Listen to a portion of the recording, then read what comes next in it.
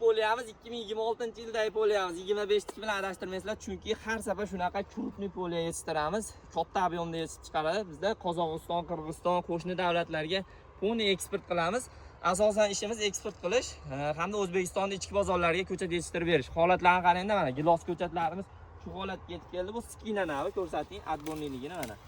O'ta ham baquvvat holatda. Bu hali noyabrga borib turib, kamida shu holatda tesha sopidaqa bo'ladi. Bularimiz shaftoli bo'ladi, o'rik, shaftoli, nok, gilos hamma ko'chatdan bor. Gilosimiz asosan ko'proq, gilosga zakaz olishni boshlaganmiz.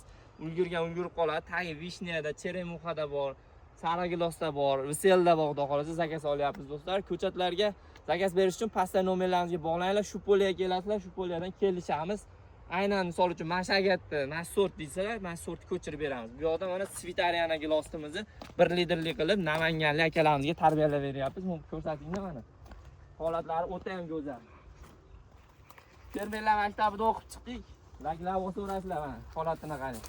Svitariyana o'z tanasidan ko'pchilik ajratadi. Bu meva shoxlarini qarang mana.